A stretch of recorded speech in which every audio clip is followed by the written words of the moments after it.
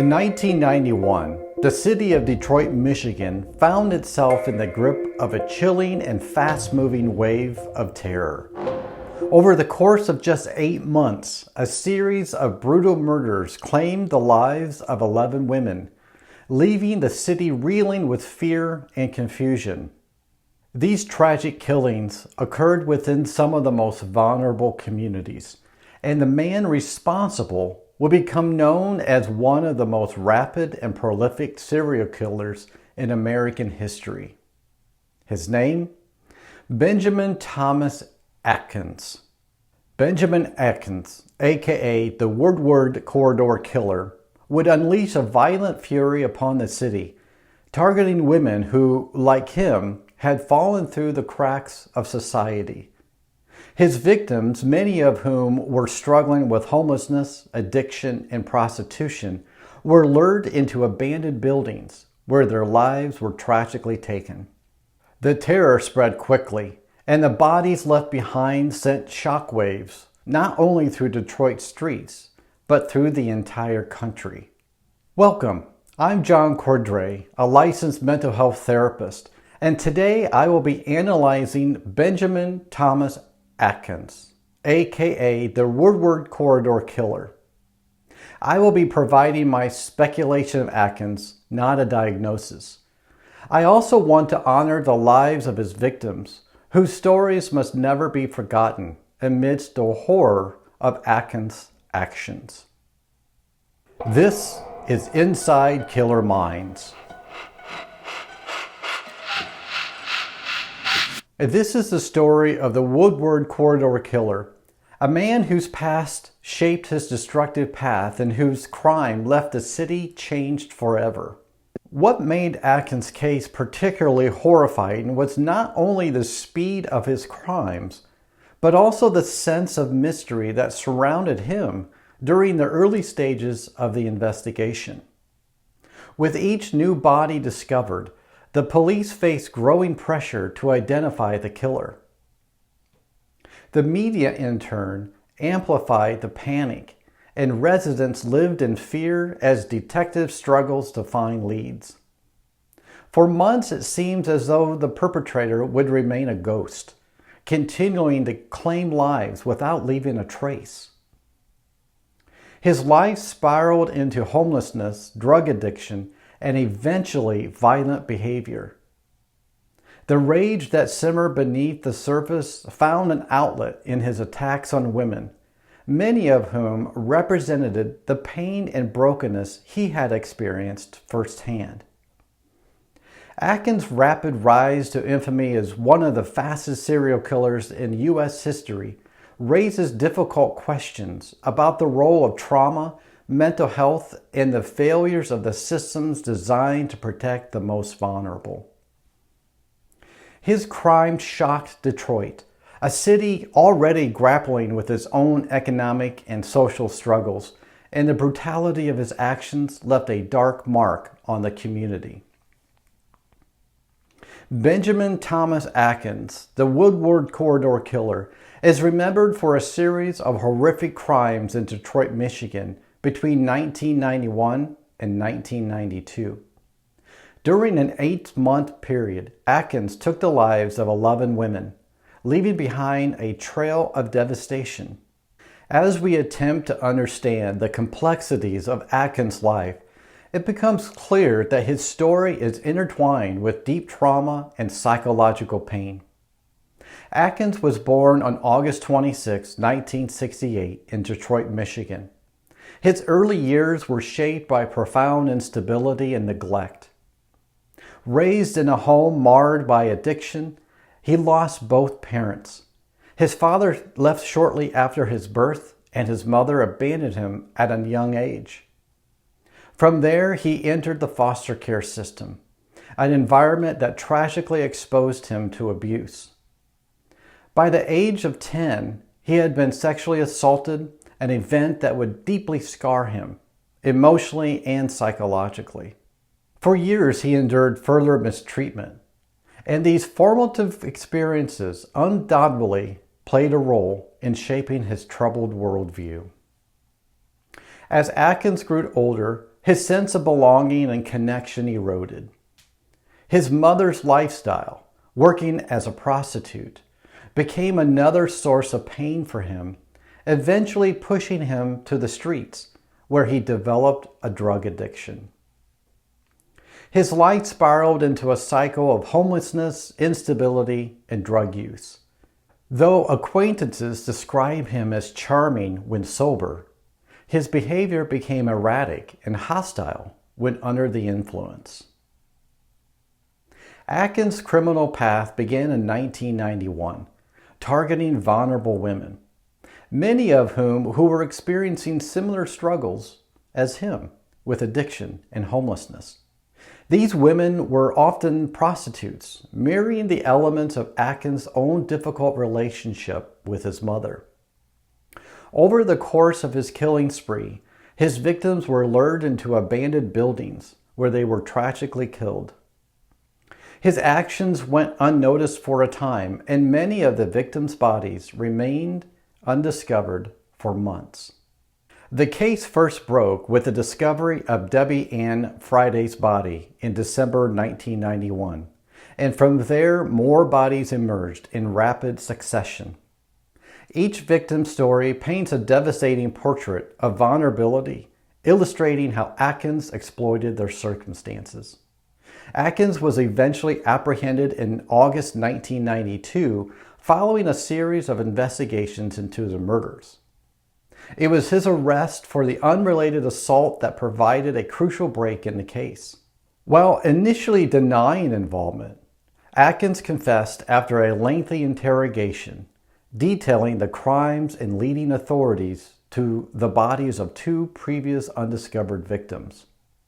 His motivations, he claimed, stemmed from a deep-seated anger toward women involved in prostitution, a complex reflection of his personal turmoil. In January 1994, Atkins stood trial for the murders. His defense pointed to the severe abuse he had endured as a child, arguing that the psychological toll of his trauma, compounded by drug addiction, had warped his ability to function. While the defense sought leniency, the court ultimately found him guilty on multiple counts of murder. He was sentenced to life in prison. As a mental health professional, I cannot help but reflect on how Atkins' childhood trauma went unaddressed, likely contributing to the destructive path he had later followed. His life offers a tragic example of how untreated abuse and neglect can manifest in violent behaviors, particularly when compounded by substance use and unstable environments. Benjamin Atkins passed away in 1997 while incarcerated, having succumbed to AIDS-related complications. His death brought an end to his troubled life, but the pain and suffering caused by his actions left a deep mark on the Detroit community. My analysis: Benjamin Atkins' life and violent actions can be better understood through the lens of adverse childhood experiences, or ACEs. ACEs refers to a range of traumatic events or conditions such as abuse, neglect, or household dysfunction that children are exposed to. Research shows that these early life stressors, if left unaddressed, can have significant long-term effects on a person's emotional well-being, behavior, and relationships. Atkins experienced a deeply unstable and traumatic childhood. His father left shortly after he was born, and he was abandoned by his own mother at a young age. He then grew up in the foster care, an environment where he endured various forms of mistreatment, creating a foundation of fear, insecurity, and emotional instability. The absence of parental care and protection during these formative years likely led to feelings of rejection, neglect, and isolation, common themes among individuals exposed to multiple ACEs. Children who experience abandonment or neglect from their primary caregivers often struggle to form healthy attachments and may develop issues with trust, self-worth, and emotional regulation. These emotional wounds can later manifest in problematic behaviors or difficulties in managing relationships and emotions. Atkins was also exposed to environments of substance abuse and instability. His mother's involvement in prostitution and the addiction issues within his family compounded the trauma he faced. These factors would have contributed to an overall sense of chaos and insecurity in his upbringing, preventing him from developing a stable sense of self or safety.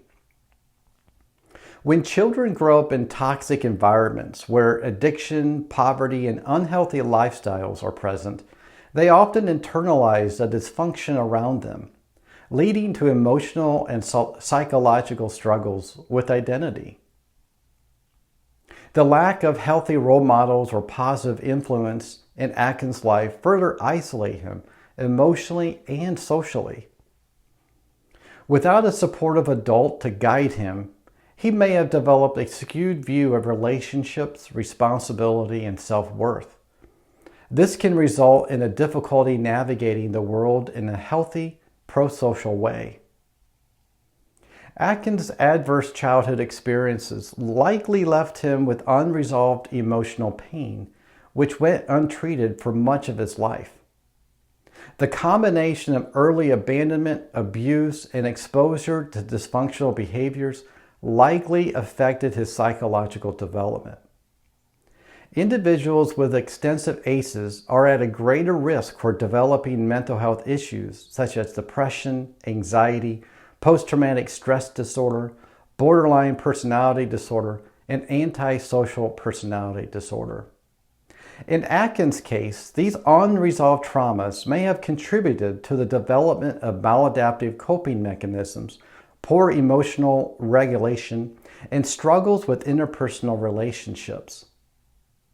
It is also likely that Atkins faced significant challenges with his sense of self and identity. When early life is characterized by instability, abuse, or rejection, individuals may experience profound feelings of worthlessness or internalized anger. These emotions, if left unresolved, can drive harmful behavior or maladaptive coping strategies, such as substance abuse, withdrawal, or, in some extreme cases, violence. Given Atkins' background, it is possible to speculate that his violent behavior later in life may have been an attempt to gain a sense of control. The trauma and powerlessness he experienced as a child likely left him feeling vulnerable and powerless.